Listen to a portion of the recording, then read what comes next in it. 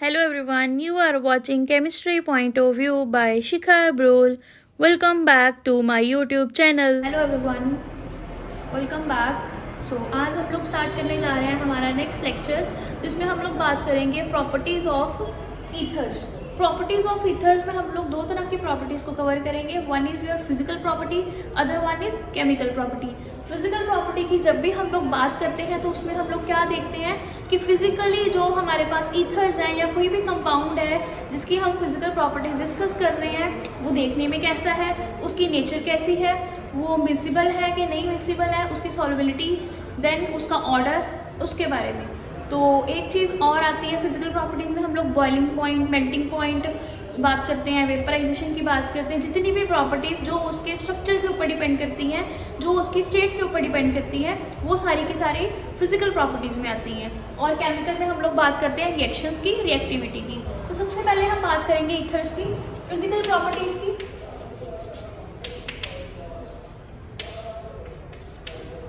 तो physical properties में अगर हम देखें तो ईथर्स में हमारे पास कौन सा ग्रुप होता है, ROR, और ये इनके पास है लोन पेयर्स, और ये इनका होता है बॉन्ड एंगल।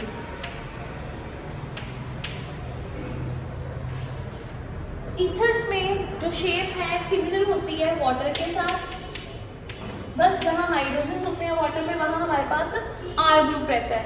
और इन हाइड्रोजन्स की पोजीशन पे जब R ग्रुप आएगा तो शेप सेम रहती है, क्योंकि यहाँ पे भी सेंट्रल एटम ऑक्सीजन है और यहाँ पे भी सेंट्रल एटम ऑक्सीजन रहेगा।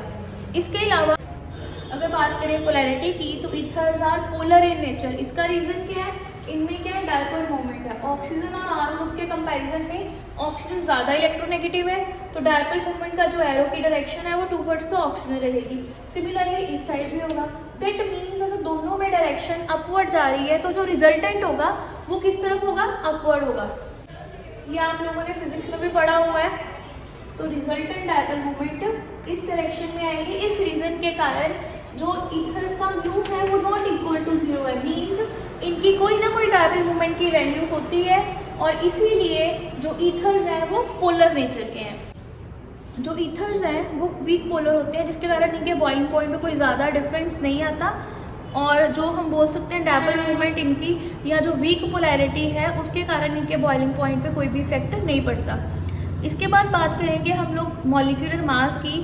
तो ईथर्स का मॉलिक्यूलर मास सेम होता है एल्केन्स के रिस्पेक्टिव कार्बन्स के अकॉर्डिंग। फॉर एग्जांपल हमारे पास दो मॉलिक्यूल हैं, एक है पेंटेन, इसका फॉर्मूला C5H12, और इसके साइमल्टेनियसली सेकेंड मॉलिक्यूल लेंगे हम इथॉक्सी इथेन।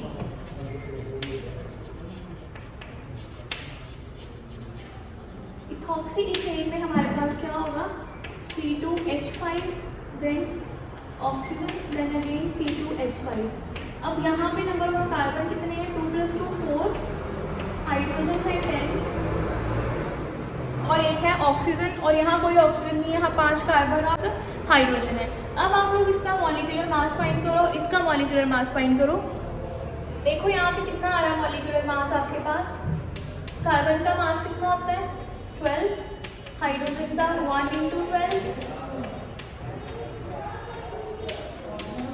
60 + 12 72, और इसका मास फाइंड करें 4 × 12, 10 × 1, और एक ऑक्सीजन का 16।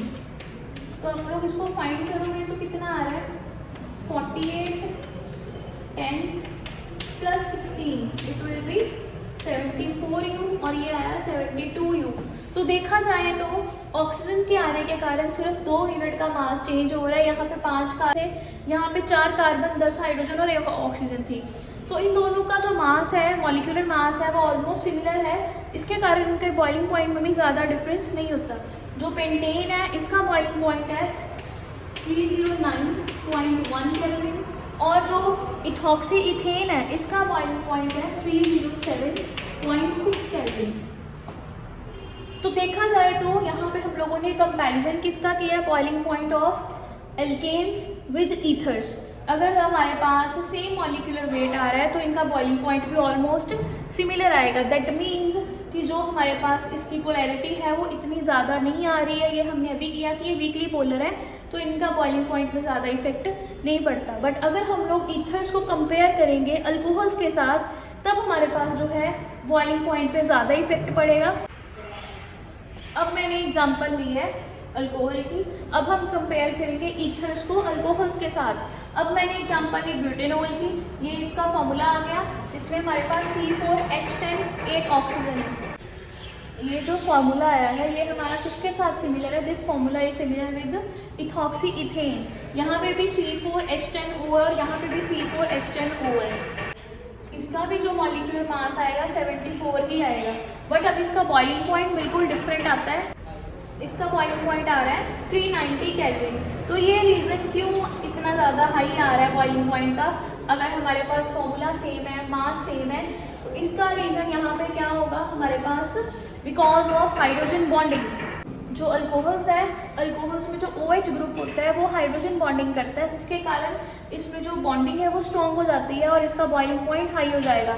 और इनमें बॉन्डिंग उतनी स्ट्रॉन्ग नहीं होती है क्योंकि इनमें कोई भी हाइड्रोजन बॉन्डिंग इन्वॉल्व नहीं होती है, इसके कारण इनका बॉइलिंग पॉइंट कम है और इसका बॉइलिंग पॉइंट ज़्यादा है। तो ईथर्स और अल्केन्स में अगर कंपेयर करेंगे तो बॉइलिंग पॉइंट ऑलमोस्ट सिमिलर आएगा, बट अगर आप लोग ईथर्स को अल्कोहल के साथ कंपेयर करोगे तो बॉइलिंग पॉइंट में शार्प इंक्रीज आएगा। उसका रीज़न है हाइड्रोजन बॉन्डिंग। अब हम लोग बात करेंगे सॉल्युबिलिटी की, मिक्सेबिलिटी।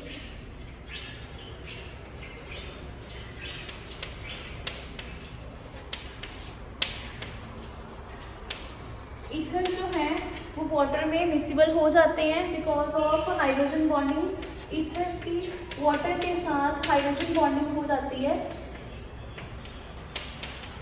क्योंकि हमें पता है कि हाइड्रोजन जो है वाटर में वो क्या है, पार्शियली पॉजिटिव है और ईथर में ऑक्सीजन पार्शियली नेगेटिव है, तो इनके बीच में होगी हाइड्रोजन बॉन्डिंग, जिसके कारण ईथर जो है वाटर में सॉल्युबल है। सिमिलरली जो अल्कोहल्स होते हैं वो भी वाटर में सॉल्युबल होती हैं, उनके बीच में भी इंटरमॉलिक्यूलर हाइड्रोजन बॉन्डिंग हो जाती है।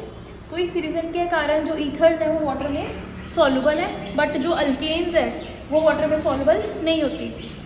तो ये थी हमारी फिजिकल प्रॉपर्टीज़। अब हम लोग बात करेंगे केमिकल प्रॉपर्टीज़ की।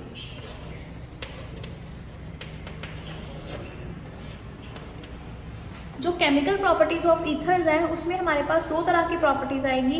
एक आएगी क्लीवेज ऑफ CO बॉन्ड और एक आएगी हमारे पास electrophilic substitution.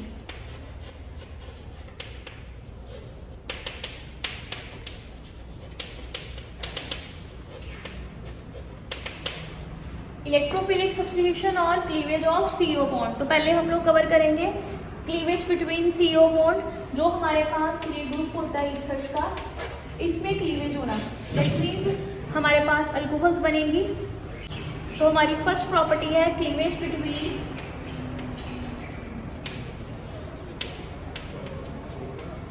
CO bond.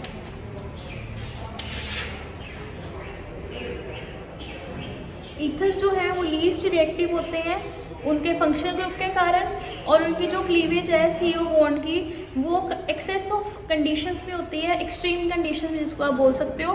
Easily इनकी जो क्लीवेज है वो नहीं होती, इसके जो ऑक्सीजन और कार्बन का बॉन्ड है वो इजीली ब्रेक नहीं करता। तो अगर हमें ईथर्स में हम HX डालेंगे, ROR में अगर हम लोग HX डालेंगे तब हमारे पास ये बॉन्ड ब्रेक करेगा और हमारे पास एक RH बनेगा और एक हमारे पास बनेगा अल्कोहल।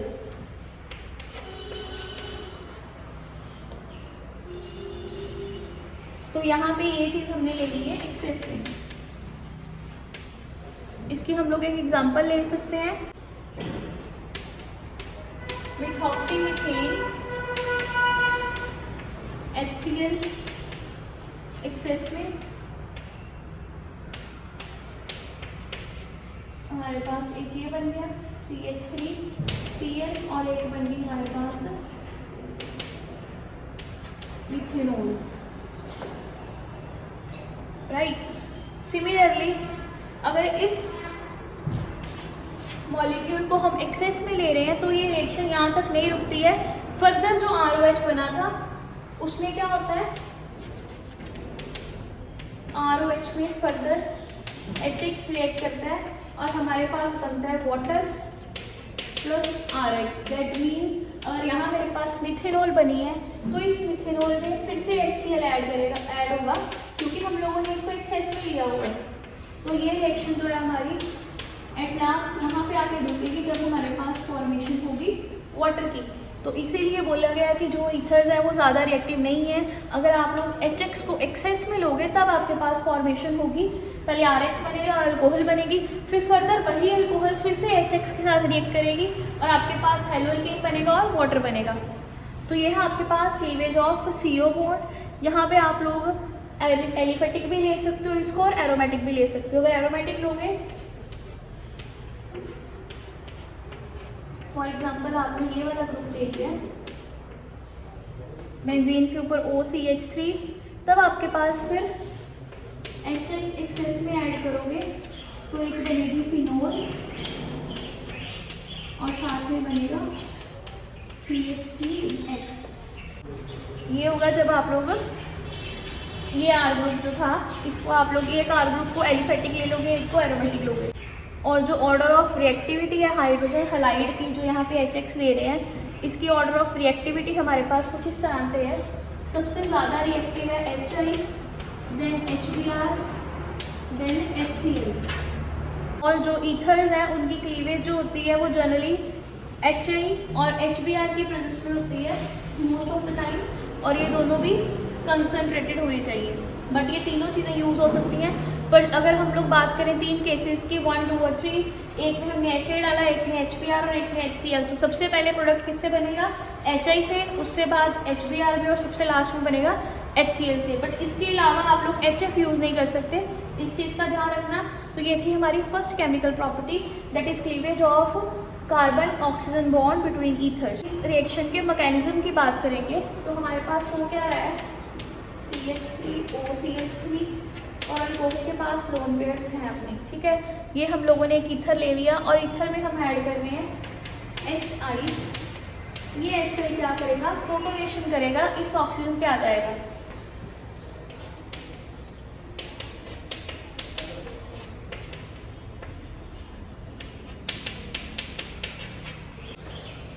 तो आप देख सकते हो H पॉजिटिव जो था वो ऑक्सीजन पे आ गया, जहाँ पे लोन पेयर से एक लोन पेयर के साथ H पॉजिटिव ने बॉन्ड बना लिया। I नेगेटिव जो है वो साइड पे बाहर है। इस प्रोटोनेटेड ईथर पे अब I नेगेटिव अटैक करेगा और इसको बाहर लेके आ जाएगा, दैट इज कार्बोकेटाइन बॉन्ड। एक आपके पास बन गया आइडोमीथेन और एक हमारे पास आ गई अल्कोहल। इसको अगर देखा जाए इंटरमीडिएट की केस की तरह, तो ये कुछ इस तरह से है।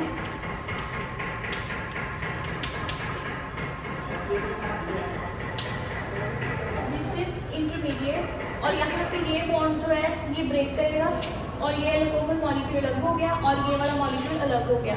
अब फर्दर जो ये बना है और जो अल्कोहल बनी है, अल्कोहल में फिर से जो हमारा HI है वो रिएक्ट करेगा और लास्ट में वाटर निकलेगा। तो उसकी रिएक्शन क्या होगी? हमारे पास ये अल्कोहल बनी है और ये HI है। इसमें अब फिर से हमारा जो H पॉजिटिव है वो इस वाले ऑक्सीजन पे जाके प्रोटोनेशन करेगा। अब ये ऑक्सीजन के ऊपर आ जाएगा पॉजिटिव चार्ज और साथ में I नेगेटिव बाहर, और फिर ये I नेगेटिव क्या करेगा?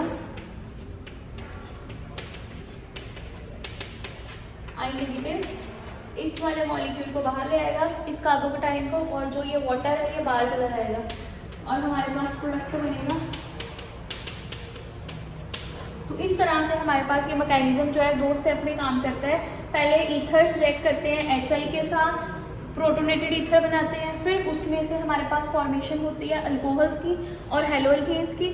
फर्दर जो अल्कोहल बनी है उस अल्कोहल के साथ फिर से HI रिएक्ट करता है, फिर वाटर लीव करता है और फिर हमारे पास CH3I बनता है। मीन्स हमारे पास 2 जो हेलोअल्केन के मॉलिक्यूल्स हैं वो बन रहे हैं लास्ट में और एक वाटर मॉलिक्यूल बन रहा है। तो this is the reaction and mechanism of your cleavage of CO bond. और अगर हमारे पास एक ग्रुप जो है वो टर्शरी होगा ईथर्स में और एक ग्रुप टर्शरी है, और तब हम लोग अगर HI ऐड करेंगे तब जो हमारे पास प्रोडक्ट बनेगा उस टाइम पे जहाँ पे हमारे पास OCH3 था वो अल्कोहल बना देगा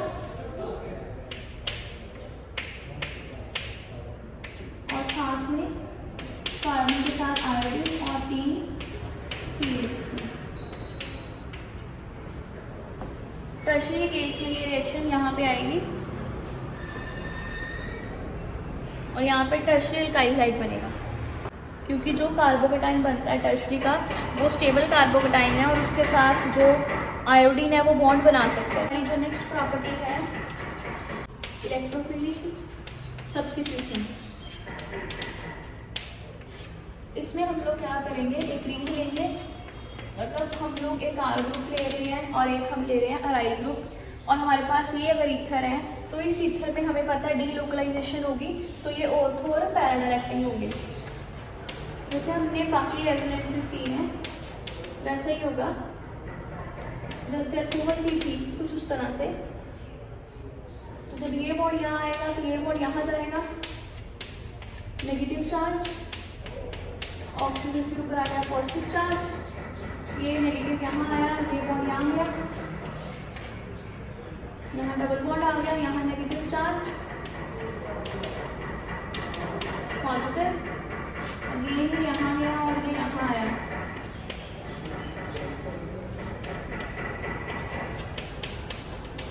यहाँ पॉजिटिव चार्ज और फर्दर ये यहाँ आएगा और ये यहाँ जाएगा। ये आपके जो रेजोनेटिंग स्ट्रक्चर्स यहाँ पे आपको दिख रहे हैं, इनमें देखने वाली बात ये है कि हमारे पास ऑर्थो पोजीशन और पैरा पोजीशन पे नेगेटिव चार्ज आ रहा है, मेटा पोजीशन पे नहीं आ रहा। तो ये सेम रीज़न है कि these are also ortho and parallel acting. तो जितनी भी आप लोग रिएक्शन करोगे, इलेक्ट्रोफाइल अटैक करेगा, वो या तो ऑर्थो पोजीशन पे आएगा या पैरा पोजीशन पे आएगा। तो अगर हम लोग लेते हैं एनिसोल OCH3 और इसमें हम लोग ऐड करते हैं अगर Br2 in presence of carbon disulphide, तो दो प्रोडक्ट बनेंगे। एक आपके पास आएगा ऑर्थो पोजीशन पे ब्रोमीन और दूसरा आपके पास आएगा पैरा पोजीशन पे ब्रोमीन। तो सिमिलरली जैसे हमने पहले किया था, यहाँ पे माइनर प्रोडक्ट होगा, ये मेजर प्रोडक्ट होगा, क्योंकि यहाँ पे सिमेट्री आ रही है और यहाँ पे सिमेट्री उतनी नहीं है। This will be your minor product, this will be your major product. Similarly अगर हम लोग ब्रोमीन की जगह पे ऐड कर देते हैं क्लोरोमीथेन, तब भी आपको पता है फ्रीडल क्राफ्ट रिएक्शन होगी, फ्रीडल क्राफ्ट असाइलेशन और अल्काइलेशन। पहले हम लोग लेंगे CH3Cl, तो यहाँ पे इलेक्ट्रोफाइल क्या होगा, CH3, वो या तो ऑर्थो पोजीशन पे जाएगा या पैरा पोजीशन पे जाएगा। जब वो जाएगा ऑर्थो पोजीशन पे तब वो बनेगा माइनर प्रोडक्ट, और जब वो जाएगा पैरा पोजीशन पे तब वो बनेगा major product. Minor, this one be your major. और इसके साथ रिएजेंट क्या चाहिए हमें, anhydrous AlCl3 carbon disulphide as well solvent. This is alkylation, Friedel Crafts alkylation. और फ्रीडल क्राफ्ट असाइलेशन जब करनी है तो हम लोगों ने ऐड करना है CH3COCl, और तब हमारे पास ऑर्थो और पैरा पोजीशन पे असाइल ग्रुप लगेगा।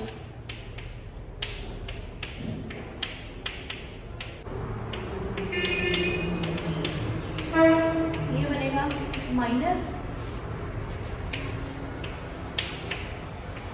COCH3 OCH3, ये बनेगा major product. This is your acylation.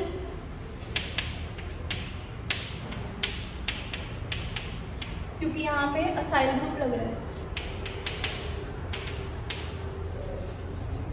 Friedel Crafts acylation, this is Friedel Crafts alkylation. अब हमारे पास एक लास्ट रिएक्शन रह गई है, दैट इज हम लोग करेंगे नाइट्रेशन, फिर उसके बाद हमारा ये चैप्टर जो है वो खत्म हो जाएगा। अब हमारे पास ये ग्रुप है एनिसोल। एनिसोल में हम लोग ऐड कर रहे हैं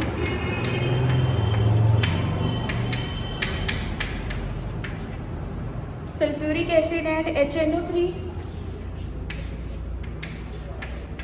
एक बार नाइट्रो ग्रुप ऑर्थो पोजीशन पे लगेगा, एक बार हमारे पास इस पोजीशन में H2SO4 और HNO3 की प्रेजेंस में नाइट्रो ग्रुप ऑर्थो पोजीशन पे लगेगा, और एक बार लगेगा पैरा पोजीशन पे।